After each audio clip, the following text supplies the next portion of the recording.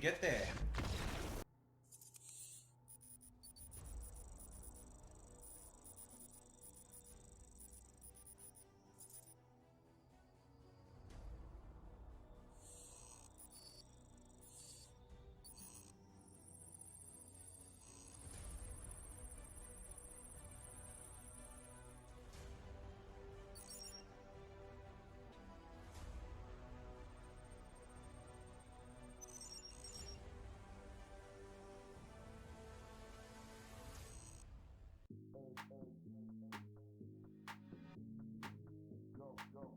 Hi there, I'm the BigCraigO and thank you for coming and checking out my deck tech series. Today we're going to be revisiting the Lorehold Aggro deck that's been circulating and it's sort of evolving. This particular deck I've sort of coined as Mollyhold, one of our regular watchers and subscribers to the channel. MollyAust suggested that I check it out, and I've sort of been playing a little bit since then. Yeah, look, I think it's a solid deck, obviously, hence why I'm doing a deck tech on it. I would be surprised if it stays around as it is currently because it seems to be fairly dominant.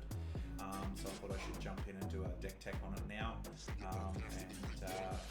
sort of give my thoughts before it potentially has certain parts of it being hammered. So anyway, let's go and check out the deck.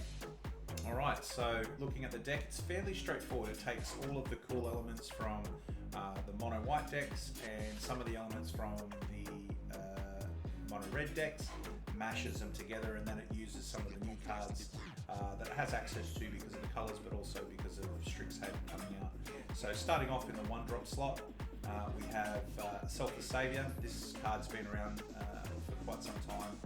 It's very useful. It's been used a lot to keep your important pieces of your battlefield strategies alive. It's a 1 white costing 1/1 dog creature. You sacrifice it. Target creature gets you control gains indestructible until end of turn. Usher of the Fallen, another 1-drop. This one's a 2/1 Spirit Warrior creature token. You can also boast when you attack with this particular card for 1 white, 1 other, and create a 1/1 Human Warrior creature token. Quite useful. So, sort of first turn, dropping down a creature is important in this deck. In the 2-drop slots, we've got Luminarch Aspirant. This is an all-star. Love it to bits. I think it's a fantastic card, putting +1/+1 counters on creatures you control each and every turn. Rimrock Knight, 1 red, 1 other. This is the first of the red sort of cards. It is a 3/1 that can't block, but it also has the instant adventure Boulder Dash for 1 red, which allows you to add +2/+0 to a target creature. So quite useful as well. In the 3-drop slots, we've got from this new Stixhaven set, Elite Spellbinder, 1 white, 2 other for a 3/1 flyer. Also, when it comes into play, you get to have a look at your opponent's hand. You can exile a non-land card from it as long as that card remains exiled. Its owner may play it, but the spell costs 2 more. This, I think, is going to dominate this format for quite some time. I think it's a really strong card. We run a full 4 the Skyclave Apparition, 2 white and 1 other for a 2/2 Core Spirit creature. When it comes into the battlefield, exile up to 1 target non-land, non-token permanent you don't control with a mana value of 4 or less. When it leaves, it creates an illusion equal to the CMC, so the mana cost of that particular exiled thing. Bonecrusher Giant, 1 red, 2 other for a 4/3 giant. When it gets targeted by spells, it does 2 damage to whoever targeted it. It also has an instant adventure attached to it called Stomp. 1 red, 1 other, does 2 damage to any target. Very, very useful spell and used throughout the meta. And then we move on to the 4-drop slot. We have 2 spells here. We have Winota, Joiner of Forces, 1 white, 1 red and 2 other for a 4/4 Human Warrior. Whenever a non-human creature you control attacks, look at the top 6 cards of your library. You may put a human creature card from among them onto the battlefield tapped and attacking. It gains indestructible until end of turn. Put the rest of the cards in the bottom of your library in random order. And Blade Historian, which is either 4 red or 4 white, or a combination of the two. It is a human cleric creature, 2/3. Attacking creatures you control have double strike. So all in all, these creatures, basically each turn you want to be playing creatures through. If you do that, you eventually are going to hit a Winota. You hit the Winota, you swing in, hopefully with a bunch of non-human creatures, as you can see, and it triggers Winota to search out more human creatures, and one of them hopefully is a human cleric, Blade Historian, which gives everything double strike and means you win the game. That's basically how it works.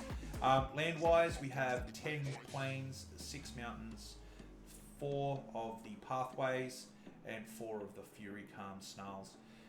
It's just tuned more. This deck is a good deck. I think Hello Good Games and a bunch of other people have reviewed it. I really enjoy the deck.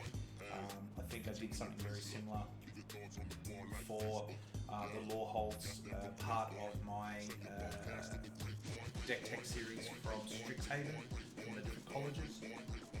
This is just more tuned. It's more tuned, it's cut away all the fat, and it's optimized. So, big fan, and hopefully we'll win some games with it. Alright, let's go and check out the mana curve. As you can see here, pretty low down, 2.6 casting cost. It is creature with 36 creatures, 0 non-creatures. It is all about putting the right creatures in the right places at the right times. It is probably more white centered than red, but that stands to reason with how strong mono white is at the moment. You can see there the mana curve is just insano in the Membrano. The bit of utility in the 3-drop slot with a few of the sort of exile sort of abilities, but other than that, it runs 24 land and it is just all about attack. Alright, let's go and check out how it plays. So those of you that are familiar with my deck tech series will appreciate the first game has to always be upon the AI sacrificial pyre, and that's to Sparky. So this just is a bit of a routine that I've got primarily just to get me into the headspace for the deck, be able to talk about what I'm trying to do, and just give a general feel for the deck overall. This hand, looking at it, I've got a couple of lands, or a few land, 3 land, a couple of creatures and some pump spells associated with the Rimrock Knight as well. This seems like a fairly good hand all in all, so we'll keep it. I love a good challenge.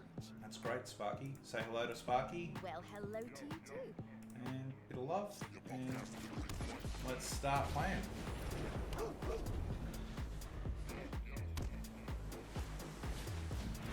Okay, so at this point in time, I'm going to play the red out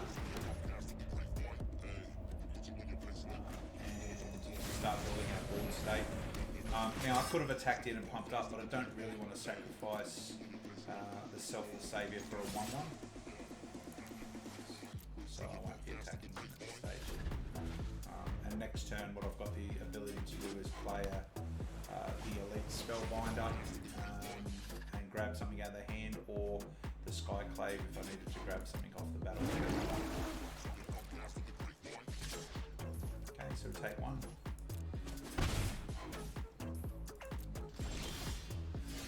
Okay, so we can clear away to do some chip damage, but I think we'll stick with what we were talking about prior. And just increase the cost of something like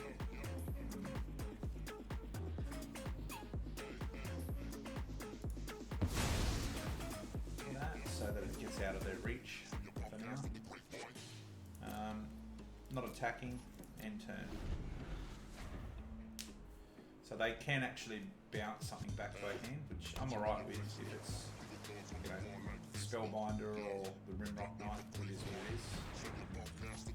They make their 1/1 or 2/2. That's okay. We'll just keep sort of chipping away.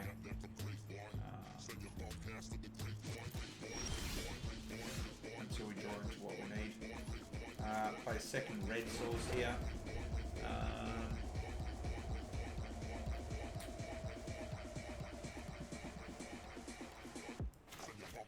grab this gull just to stop them from blocking our flying path. Oh. Yeah. Move to the attack step. Attacking with the spellbinder. Pop the spellbinder up as well. See if they bounce this using. Yep.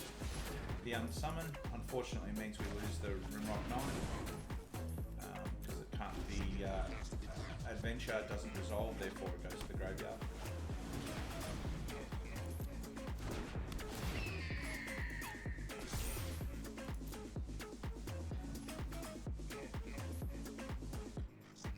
She'll end the turn. Okay. Play this out.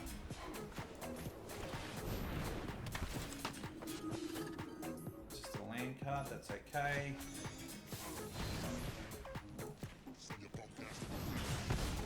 Kill their 1/1. No attacks at this stage.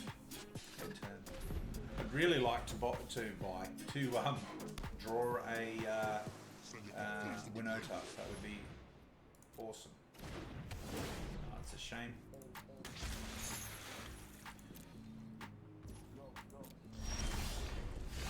No, it wasn't to be. Alright, let's play the Giant out and Usher out as well.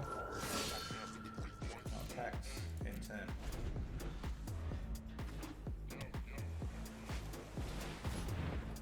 I think if we draw into a Winota, it's all over for this game.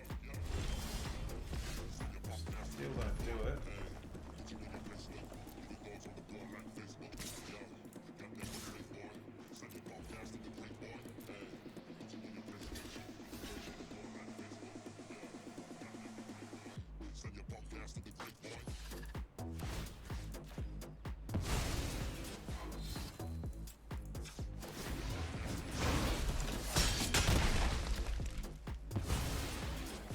Do a little bit of damage there.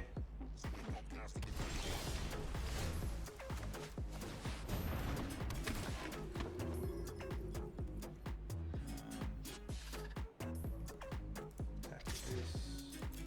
Just the bone crusher. Just keep chipping away. I really want to go off with Winota. Okay, well that'll do it. Attacking with everything.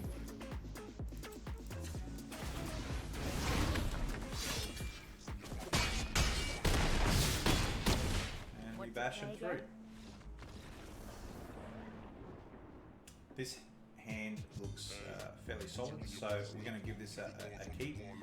It is a bit higher up, so 3, 4, 4. So hopefully we can draw some lower casting cost stuff shortly. But we'll see. We'll see. Okay. Yeah, Speaker of the Heavens. All good. Play this out. Revealing the mountain. Play the Usher.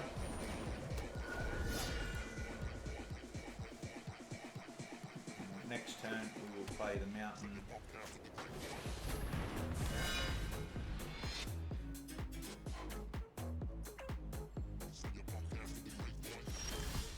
Okay. Actually, we won't play the mountain. We'll play this out. Not going to attack.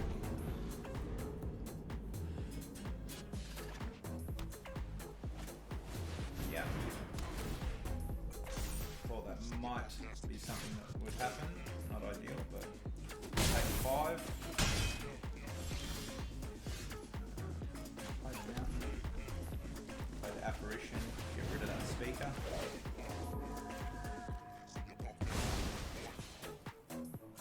And attack for 2. Drop them down to 21.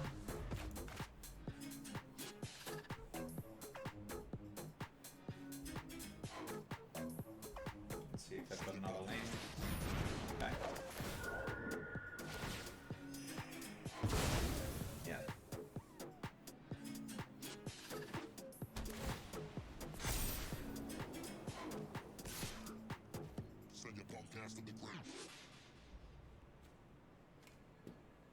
Oh, right. I'm like, why did he get a +1/+1?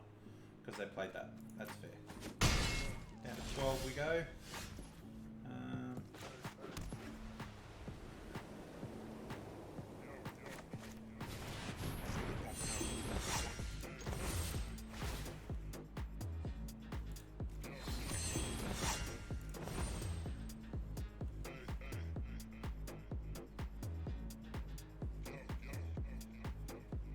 block there. We both get a 1-1 back.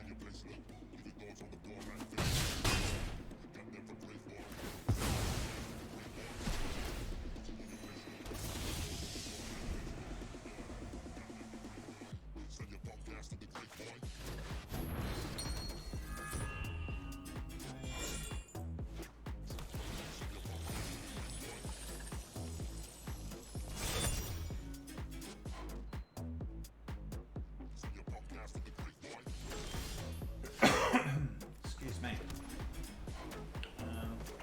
Let's play this and see what they've got in their hand.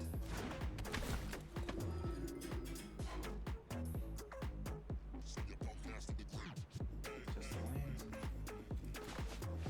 There we go.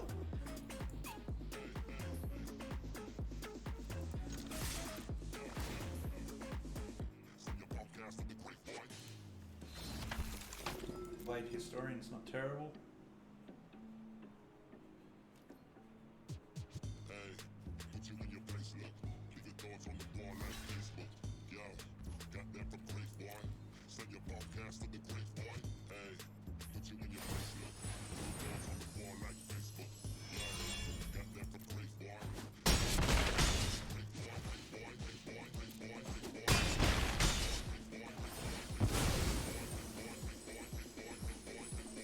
Yeah, good on you.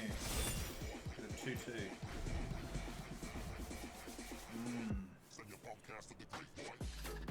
And next turn we play another one. Our second Winota. Swinging for hopefully a lot of damage.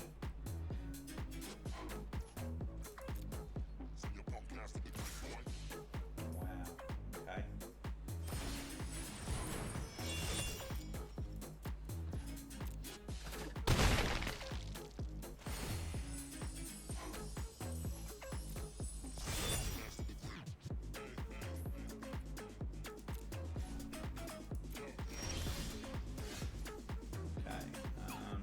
Let's do it.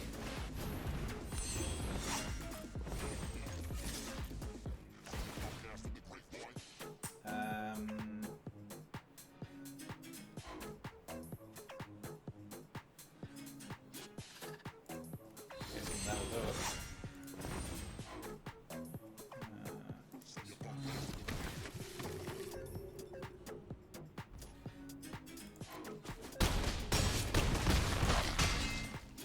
Enough. Alright, we get there.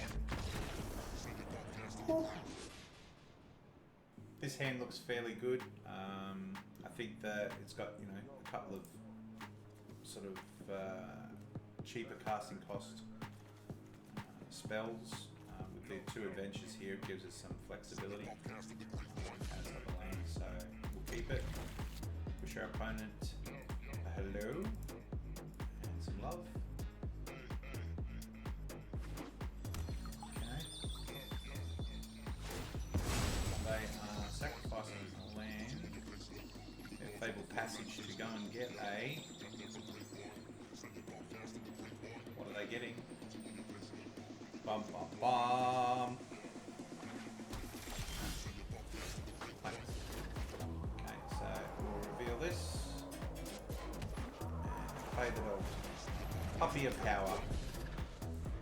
Little fella.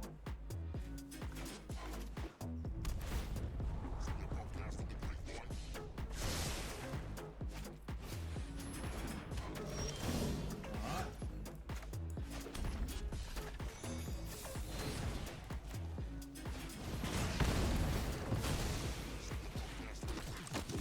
No attacks.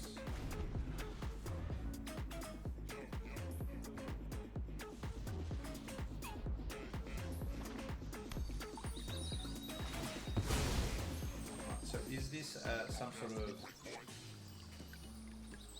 graveyard strategy deck? Yeah, it looks like it might be. Mardu. Yeah.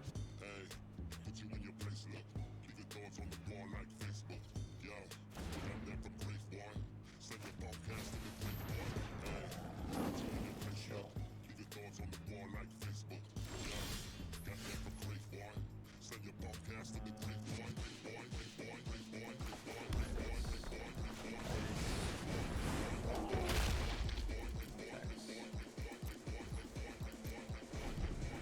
really need a second white source.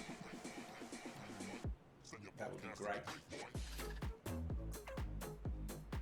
I would like that. Okay, so next turn, if we don't draw a white source, we don't draw a white source. Okay. Yeah.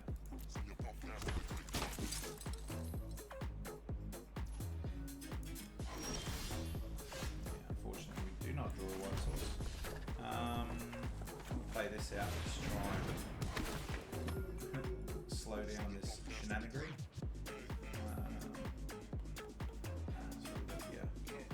Cast an instant sorcery spell, return target 9.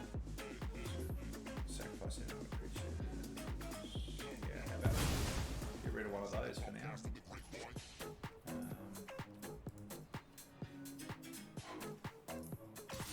Tap with this guy.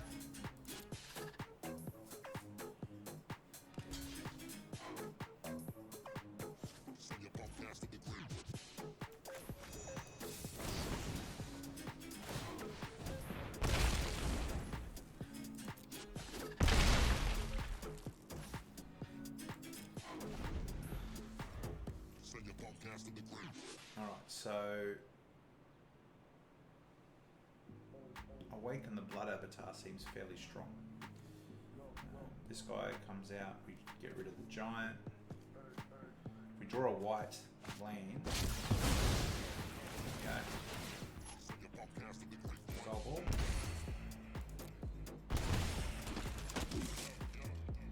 Sacrifice a creature. Sacrifice 3 creatures.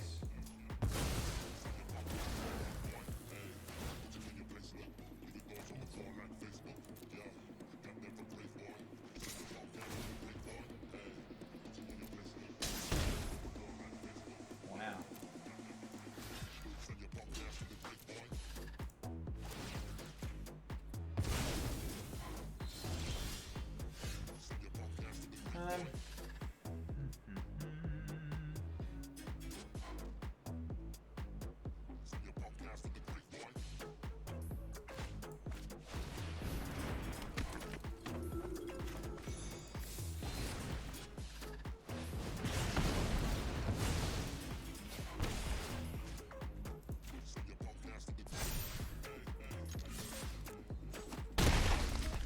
Down to 13. This is pretty different. I'm sure this is a common deck that's doing its rounds at the moment, but I'm not used to it, that's for sure. Get rid of this.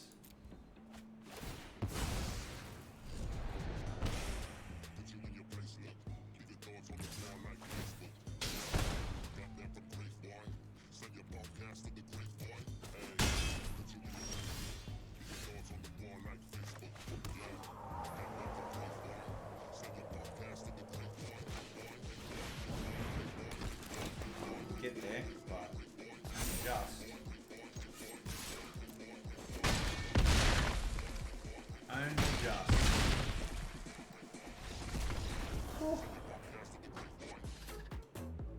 This hand looks fairly strong. I mean, it sort of tapers in the middle, but let's see how we go. Wish our opponent hello and love. Play the white out. Usher. So they aren't sure if they're playing red and white or white and white. I'll probably work it out now.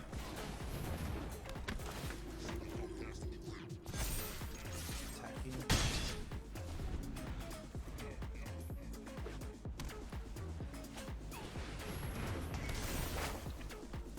They get themselves planes. Play a white here.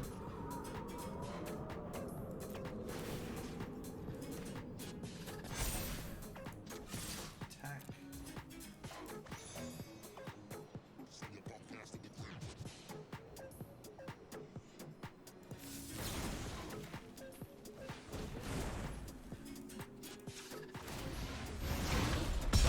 And bash in for 7, so it drops it down to 10s pretty quick.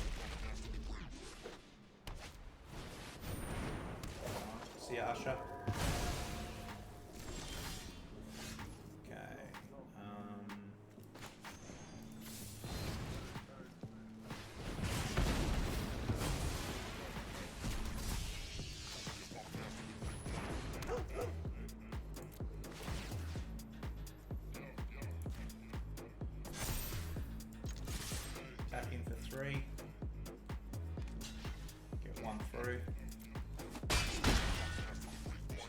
one more pretty well. We go back up to 11. Okay. Luminarch's gone.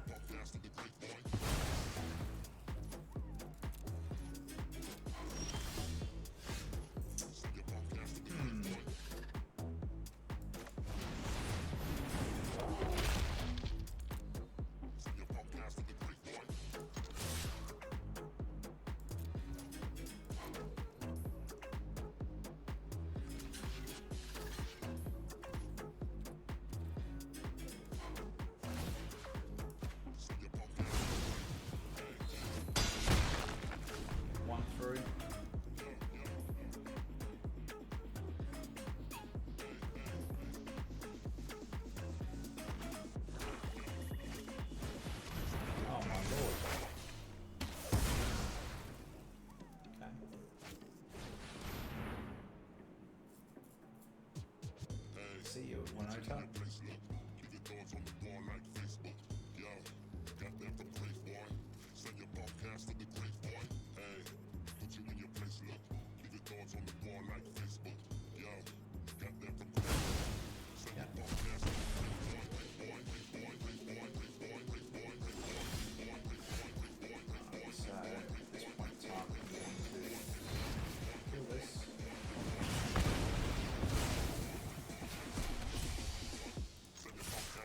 attack step. Yeah. Take another one.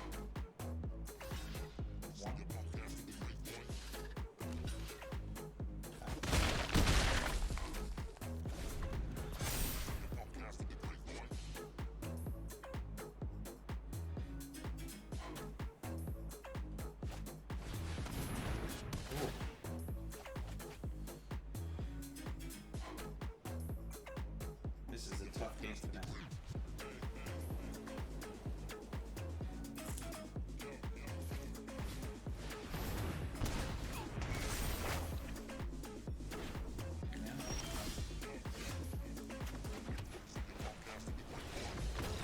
Okay, so we get there.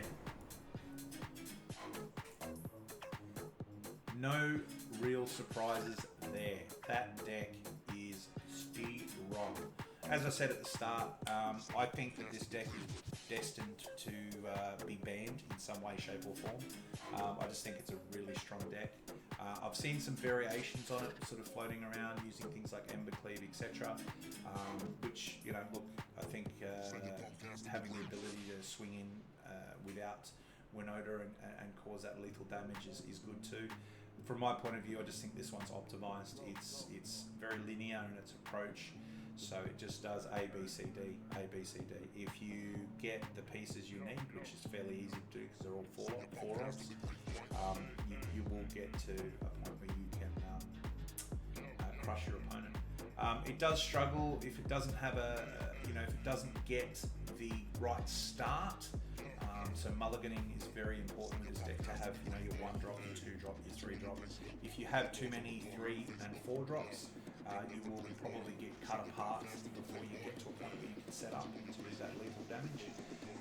But other than that, I think this deck is super strong. I've struggled when I'm playing this game with probably two particular decks. I don't even think Rogues is a big issue for this one with the right hand, but I generally find that the mono red decks that get under, they are a little bit quicker sometimes, so that can be a little bit tough. And then the other end of the spectrum is the Sultai sort of ultimatum decks with the amount of removal. They can sort of pick out pieces that stop you from being able to get across the board and cause that lethal damage. Just pick out the right pieces at the right time to that instant removal. All in all, I would give this deck, I would say an A-, which is probably one of the highest reviews I've given as far as a mark goes. It's an A-. The only reason it's not just a straight A is because I think that its inability to protect itself causes it to be picked apart by certain decks. But yeah, mainstay, most of the decks that I've played against using the Mollyhold I haven't struggled. It's just a matter of piloting and making the best choice given the information we've got at hand. Look, for all in all, I really enjoy playing this deck. If you're interested in playing aggro decks, if you're interested in laddering as quickly as possible, then I recommend having a look at this one.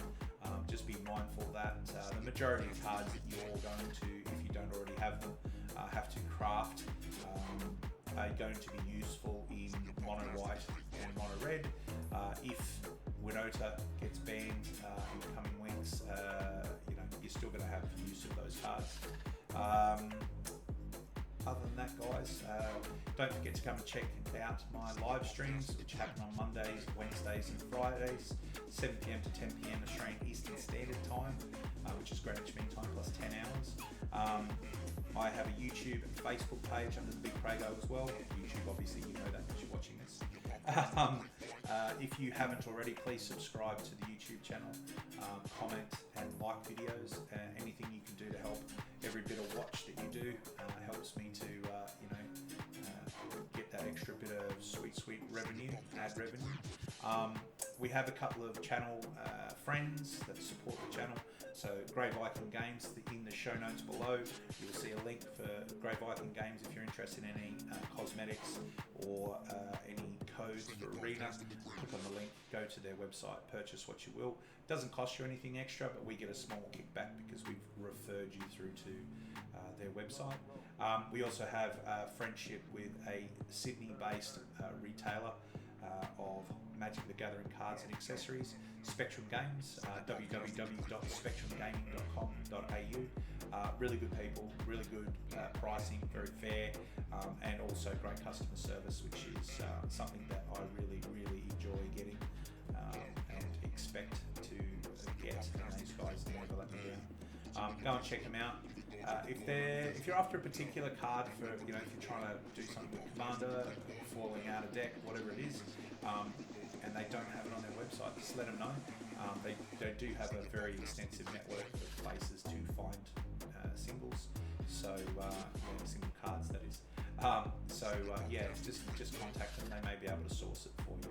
Other than that, guys, I really appreciate all the support everyone's been giving me. Make sure you comment below. If you're able to, come and check out the stream. You can always follow me on Twitch, and obviously all the subscriptions I can get, I always am very grateful for. So thank you very much, everyone that's been subscribing to the channel. That means a lot. It helps me hopefully getting the cost of this stream and this endeavour to neutral rather than just costing me a bomb. But we'll get there bit by bit. Other than that, guys, I'm going to sign off, and hopefully you get some enjoyment. You have got some enjoyment out of today's deck tech. Don't forget, I upload every day, Monday through Friday. So if you are able to, feel free to give me a like and subscribe to the channel. All right, have a good one. Talk to you soon.